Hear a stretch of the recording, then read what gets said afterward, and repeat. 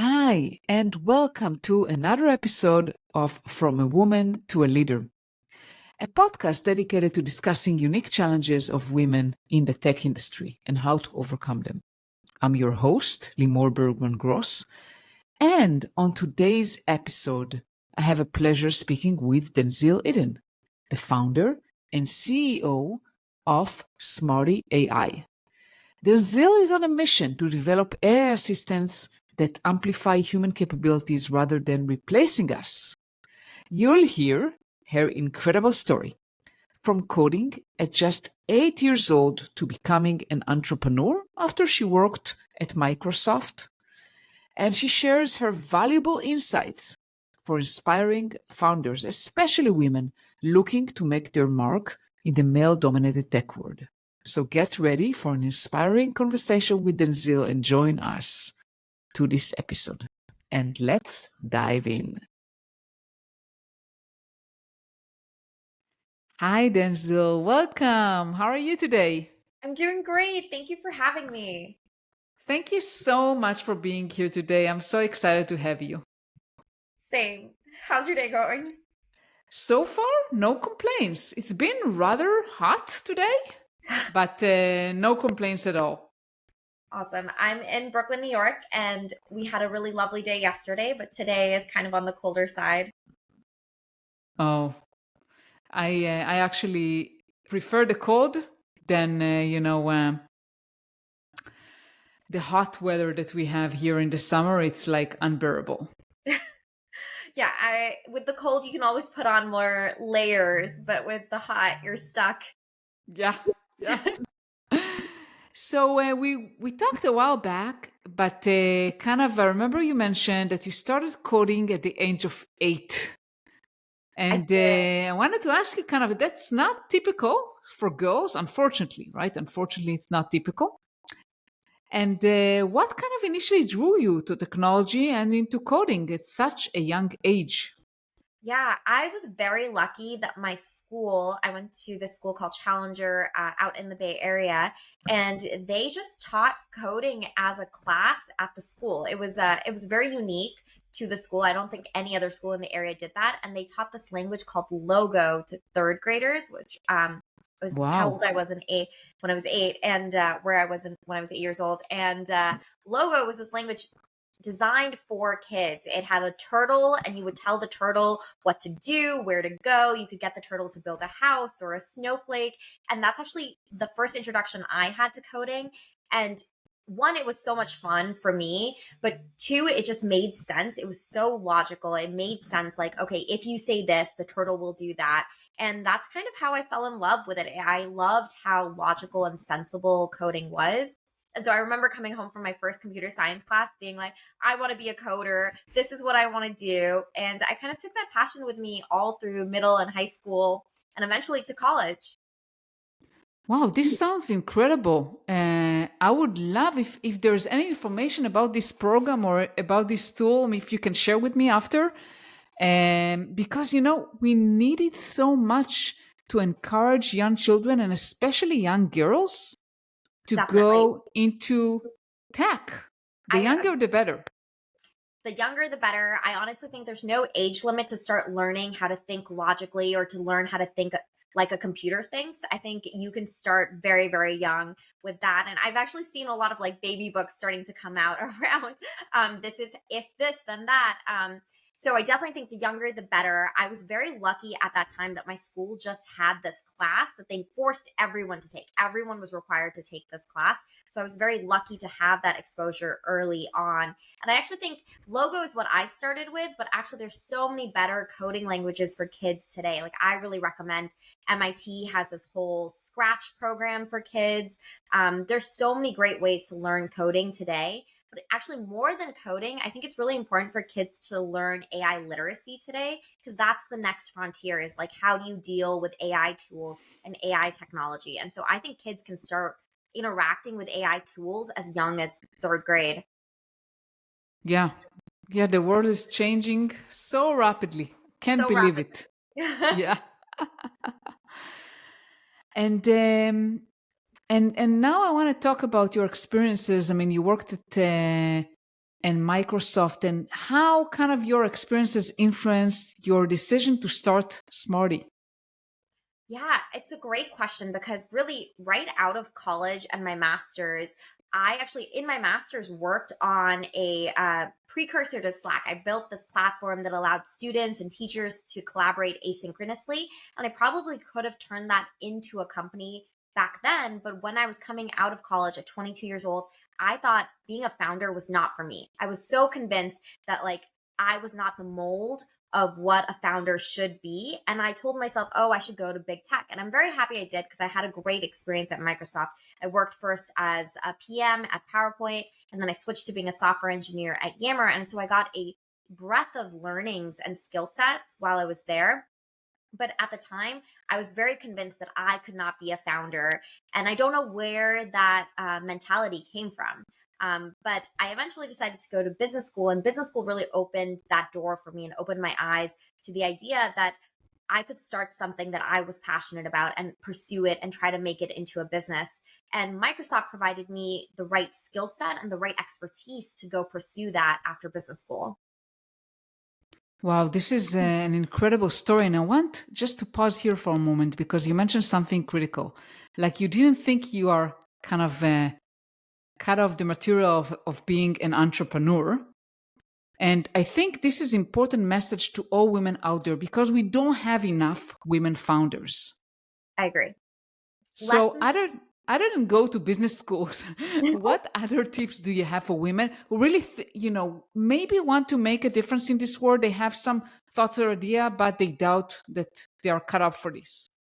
So I want to start off by saying that, like, if you have doubts, you have to squash them. Like, doubt is always going to be there, and no one is, especially with entrepreneurship, where there is no roadmap, no known strategy. No one can tell you whether you can do it or not. You have to believe in yourself that you can do it, and you have to just go after your dreams, go after your ideas. And most of the time, your first idea is not going to work out. Entrepreneurship is the process of iterating through your idea, continuing to experiment and ideate.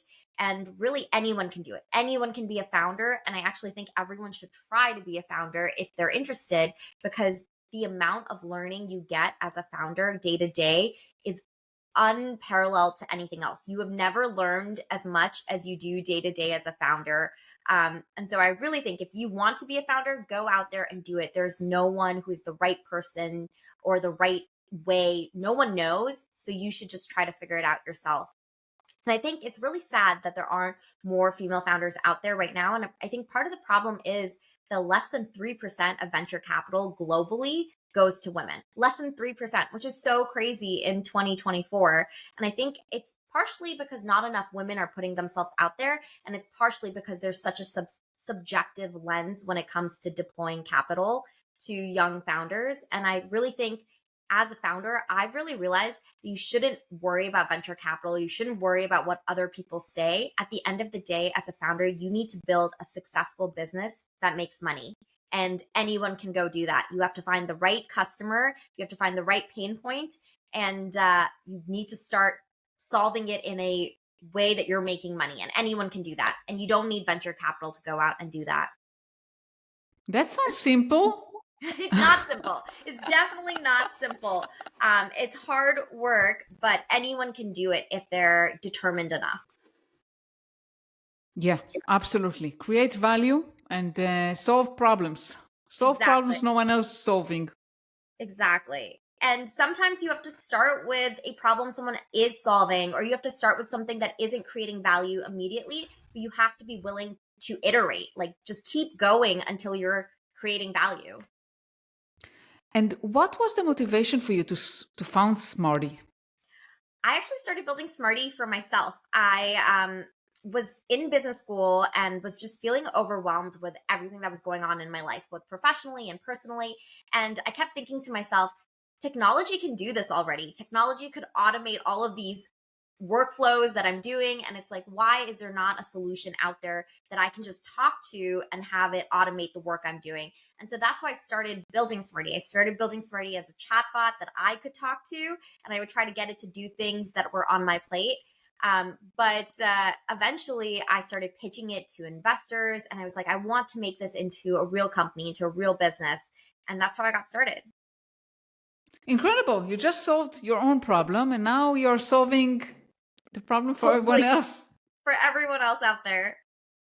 Incredible. And you talked about raising money and about investors, and I want to talk about that because money and raising funds is definitely even more challenging for women than even starting a company. So tell us, what's the secret? Like, what helped you successfully raise 2.5 million at the first time founder? It was a long journey. It's honestly for everyone out there who is a founder, you have to just keep putting one foot in front of the other, and you're going to hear so many no's and so much rejection and so much criticism. And you have to build a very tough skin, and you have to take constructive criticism wherever you can. And you cannot take anything personally. Like if someone, like an investor, says no today, it doesn't mean that it's a no forever. You just need to keep in touch with them, keep showing progress, keep showing results, and not be offended if someone says no. Like there could be so many reasons for why you're not getting capital today, whereas it might be possible to get capital tomorrow. My first investor, I actually pitched her 2 years before she wrote our check. And she gave me some great feedback. I took the feedback. I kept in touch. I kept showing her progress and updates. And I think that's really the reason why she took a risk on me and gave me our first check of capital. So I think it's important as a founder to build a tough skin, to have grit, and to just keep working towards your goals. Yes, I think that you cannot be an entrepreneur without it, right? I mean, you need to be able to face a lot of failures, a lot of rejections, and keep moving on. Exactly. I will say though, now that I am a first time founder that has raised capital, if I could have waited to raise capital, I would have. Like if I was to start a startup today, I would really focus on becoming profitable and finding a recurring source of revenue. And that would be the number one goal. It's more important to create value and create revenue than it is to raise capital. And then once you've created revenue and you've created a flywheel with a customer that is repeatable, it's easy to raise venture capital because then you've already proven out a business model that works. And so for all of the folks that are listening today, it is so much easier today to start a company than it was 10, 15 years ago. You just need a website, you just need to talk to customers. And I think there are a lot of ways to get started today without raising capital. Tell us a little more about this because, I mean, eventually you need to rent a place, right? You Yeah, need to pay buy food and all that. So how do you do it? Because people usually when they go to their entrepreneurial journey, they have to let go of a paycheck and they still Yeah. need to pay the bills. So how do you do that? I think if you are working a job today and you have an idea, there's so much you can do to validate that idea before you quit your job. And I think if I was going to start a startup today and I had an idea, the first thing I would do is create a landing page for my idea and then think of like, how would I market this idea to a customer? And I would put that onto a landing page on a website. I would create a waitlist button on the website, and then I would drive ads. I would advertise, I would promote my website, and I would see who's signing up, who is interested in this product that doesn't yet exist.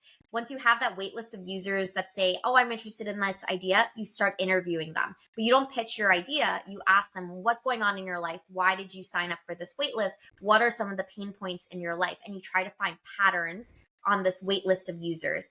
Then you find a single customer that matches a pattern, and you find a single pain point that matches a pattern from your waitlist, and then you build a prototype for that specific pain point. And you can build a prototype for free on Figma with just a few mock-ups. You can build a paper prototype if you want, and go back to that waitlist of users, show them the paper prototype and say, does this solve your problem?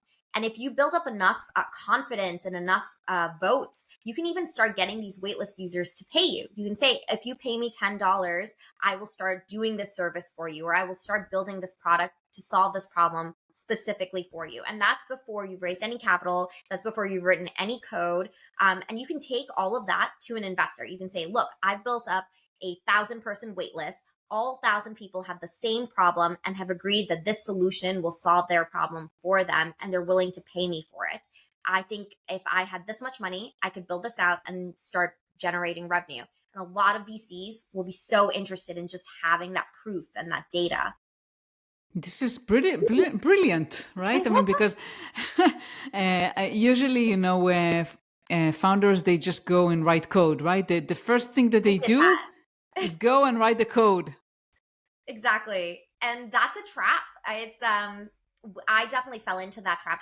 Being a coder, being an engineer, I built my product before I was convinced of who is the customer other than me, and how are they going to pay for it, and why are they paying for it. And those are really important questions to answer, and you do not need to code in order to answer those questions.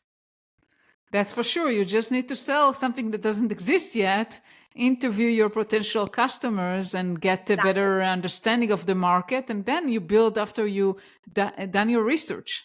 Exactly. And as a first time founder, I would say that's my biggest mistake. And for anyone who's listening, don't make that mistake and do it. It's not, I don't think there is a right way in entrepreneurship, but there are definitely better ways of doing things.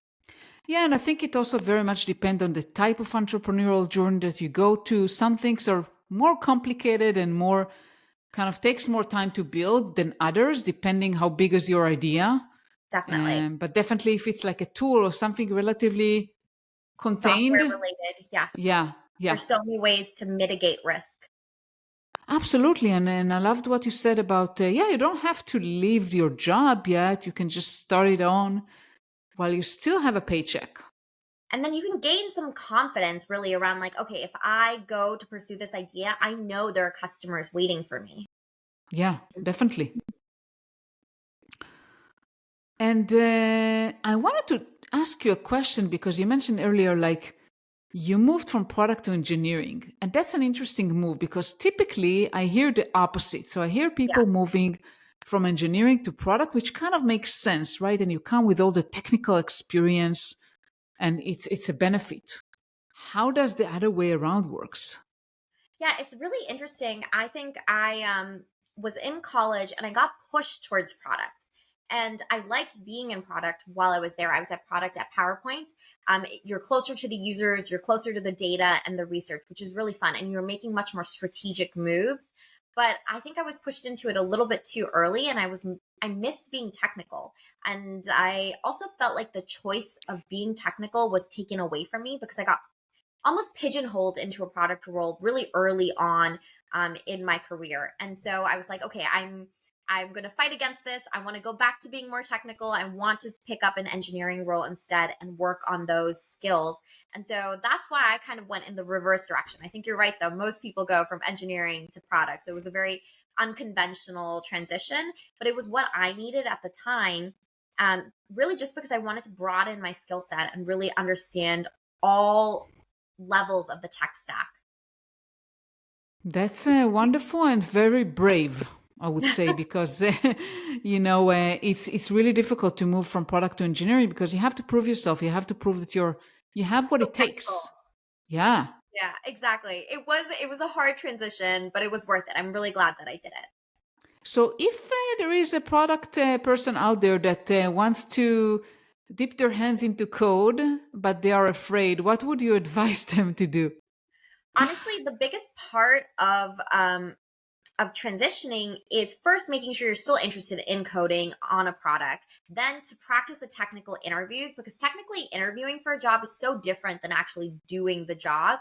And so it's really important to prepare yourself for the technical interviews. And then the third thing is, of course, to like continue to keep your coding skills top notch. And the best way to do that is to work on hobby projects for yourself. Open source projects on GitHub, or building something for yourself for fun. That's the best way to keep your coding skills sharp. Definitely. And be willing to get rejections. I would say, right? Going back to the resiliency. But I think that's just a part of life. And that's actually why I think it's really important, or if you want to be a founder, to actually go and be a founder, because the lessons that you learn through the entrepreneurial journey are just life lessons. They're just good things to know for life. That rejection is just part of life, and you should be able to deal with it and move through it. That you need to be willing to put yourself out there and not care about what other people think, and only care about your purpose and your compass. Like the entrepreneurial journey has so many great principles on how you should live your life. Definitely, and I agree with you. I mean, I'm not considering myself as entrepreneur, as I haven't built like a software product or anything like that, but I do build programs.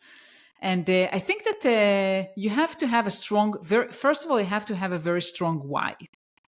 Why Yes. you're doing what you're doing. And I would love to hear your why. Why are you Yes, doing what you're definitely. doing? I actually started working on Smarty because I feel very strongly that the future of AI is this sidekick or optimization of human skills. And I really wanted to build that myself and be part of that journey. And so if I wasn't working on Smarty, I would probably go work at a company that is doing exactly the same thing, because I do think this is the future. I think AI tools and AI extensions of us are just around the corner, and I want to be part of building that. And so that has always been the driving force for me. And I think it's true. Like, you need to have that why as motivation, because sometimes on the worst days, that's all you have. Is all you have is your why. And so I think it's really important. And I don't think an entrepreneur is necessarily just someone who has an idea and is building it from scratch. There are entrepreneurs at larger companies. It's anyone who has a passion that they want to build, whether they're doing it on their own or within a larger company. It just means following an idea through completion. Yeah, definitely. I agree with you. A lot of people with entrepreneurial spirit are, innovating within their paid job in a company. Exactly. And I Definitely. think companies really value that. Like, that innovative spirit, I think, is really important to keep companies thriving as well. Absolutely. Yeah. So going back to what I was saying, like a strong why is definitely important. And then you have to develop your resiliency and perseverance, right? I mean, you said like 2 years until you got that investor to say yes. And that kind of means that no is only the beginning of. Exactly. The no is only the beginning, and the why is what keeps you going. You have to believe in your idea, your dream, your vision. And from there, you just need to be collecting data on, like, is this actually going to work? Is this actually going to help people? Is this going to create value? You need to just keep experimenting and then collecting data and confidence. Definitely. And I wanted to ask you also about AI. You mentioned AI. To be honest, I cannot imagine how my life would look without AI. I Yeah. just got used to it so much that I cannot even imagine how would I function without it. I use it every day. But I know a lot of people are very intimidated by AI, that it will steal our jobs, will not be needed anymore. What's your take on that? Yes. Okay. So, two parts. The first around, like, AI taking our jobs, and the fear that's there around AI. So I think I hear three main concerns when it comes to AI. The one, it's going to steal our jobs. The second one is around security and privacy of the data that it uses. And the third is around data attribution. So I'm going to go into all three, if that's okay. So the first one around Yes. AI taking our jobs, I really think of AI as a tool. And I think of it very similar to the Industrial Revolution. Before the Industrial Revolution, there were a certain type of job that was very prevalent. And then the Industrial Revolution happened and all of these factory jobs opened up. But in the long term, the Industrial Revolution led to more jobs, more opportunities. And it's the same with AI. There might be a short-term cost as AI comes out, but in the long term, over the next 5-10 years, it is going to be opening up millions and millions of jobs globally. They're new jobs, and we'll have to train ourselves to be able to handle those jobs. But in the long run, it's going to be creating more opportunity for everyone, and it's going to democratize how we work, how we live. And overall, I think it's going to increase the quality of life of everyone in the long term. So I think AI is a net positive, personally. The second one around security and privacy, because AI uses data to do everything that it does, it's really important that we are secure about how we're using data. We anonymize user data whenever possible, and we encrypt it and make sure it stays private and secure. And so I think that is, of course, a concern. But the great thing about security and privacy concerns is that companies know that it's important, and they know how to do it. They know how to keep data secure and private. And there's some great folks, great minds, actually only focused on that problem at every top company. And so I believe that it's important, but I know that companies believe it's important, and they're doing everything that they can to make sure our data stays secure and private. So I feel good about that. The last one is around data attribution. So again, everything that AI does, it's only possible because of the data that it was fed and given. But the problem with that is the people who are supplying this data often have biases. And so the data that they're providing is not necessarily representative of the whole population. And so the data that AI is being provided can be biased by race, it can be biased by gender, it can be biased by socioeconomic class, or by even like culture or ethnicity. And so there's so many biases we're introducing in our data. And people are aware of this problem, but we don't really have the frameworks or the solutions necessary, at least right now, to protect ourselves from data bias. And so I think there's going to be a whole industry that pops up just focused on creating audits of data and creating objective data sources and samples and creating representational data for like the population the data is supposed to represent. And so I think this is going to be a huge industry that's going to grow in the next 5-10 years, just about data quality. And then the second part of data attribution is that a lot of these companies like Midjourney, which is an art AI tool, often steals art. It takes art from young artists who don't have good copyright rules, or they don't have good representation, and Midjourney stealing this artwork and calling it its own. And so I think there's going to be another industry that pops up around attributing data to the right artists, to the right sources, and making sure credit goes where credit is due. And so I think that's another big thing that is a concern, that's a valid concern that still has to be addressed today. Absolutely. And I liked your analogy to the Industrial Revolution. I used that as well. But I also thought about something else. Think about it when the internet started, obviously, there were breaches. And Definitely. that's why we had SSL and we had other, encryption and all that. So the same way, like security evolved for the internet, it will evolve for AI. Definitely. I think, with any new technology, there's always a short-term growing pains, but long-term, I think AI is a net good. I'm with you on that. It saves me so much time and also brings me so many ideas. I mean, I just in love with it. Me too. And actually, for everyone who's scared to try AI, who's like afraid to experiment with these tools, I think AI literacy is the number one thing everyone should be working on, from little kids to adults. You should be playing around with AI tools. And if you're scared of like getting started, I think the best way to start is with your hobby or your passion. So if you are passionate about cooking, there's so many AI cooking tools out there. If you're passionate about playing music or composing music, there's so many AI composition tools out there. If you're passionate about writing, ChatGPT exists. If you're passionate about art, Midjourney exists. And so taking your hobby and then playing around with the relevant AI tool there is such a great way to get started, because it pushes you to be better at something you're already passionate about, but it also teaches you this is how AI thinks, this is how you use tools like this. So it's my favorite way to get started. Absolutely. And I'll tell you, there is probably an AI tool to every kind of use case Exactly. because they pop up every day now. Yeah. Generative AI is going to change how we create content, how we consume content. And so if you have a passion, go find the AI tool for that passion. Yes.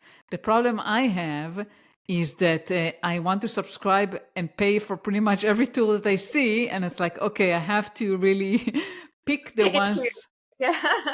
Yeah, I would love to hear from you. What kind of your favorite tools? Let's say for someone like me who is into podcasting, writing, creating content, what are your go-to tools? Yeah, so I use Munch a lot of my AI tools are related to things that I do for work, and so I use Munch for like taking video clips, or Opus is another one. I use Otter for recording meetings and giving me actionable summary items. I use Smarty for planning my day and managing my time. I use ChatGPT both personally and professionally. I enjoy writing for fun, so whenever I hit a creative block, I can ask ChatGPT like for inspiration. I use Midjourney for a lot of the blog posts that I write. So really, every aspect of my work day and my personal day, I have an AI tool for that. Definitely. By the way, I kind of I use also OpenAI. I subscribe to them. Mid Journey, I cannot figure this Discord thing. To be honest, I'm that's like Its the own thing. I agree. It's its yeah. own interface for sure. But I also love Claude AI. I mean, I really like the results that Claude gives me. So if you haven't tried it, I highly recommend to try it out. I'll check it And out for sure. yeah. And what else, before we end our incredible conversation, what else do you want to share that I haven't asked? Well, for everyone who's listening, please connect with me on LinkedIn. I love chatting with folks from everything from AI to tech to Smarty if you need a personalized onboarding. And then for everyone listening, I'm working on Smarty. It's an AI powered executive assistant. So please check it out, download it, and let me know what you think. Absolutely. And I'll post both your LinkedIn and Smarty URLs so people can try it out. Amazing. Thank you so much, Denzil. It's been a pleasure speaking with you today.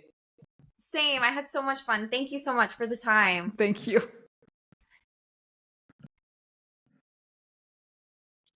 Thank you so much for listening to another episode of From a Woman to a Leader. What's coming up next? Next week, you'll hear from Oge Oparanadi. She's an incredible engineering leader, and you'll hear how she accidentally got into tech after she got mixed up on her first day of university and got to the wrong course. She shares her powerful story of self-discovery, from feeling naive early in her career to recognizing the systematic barriers women, especially women of color, face in the tech industry. You also hear her candid insights on finding your purpose, being proactive instead of reactive, and her advice to other underrepresented women navigating challenges in tech. So tune in to Oge's inspiring story and actionable wisdom on believing in yourself, finding your tribe, and embodying the change you want to see. This is an episode you don't want to miss. See you next week.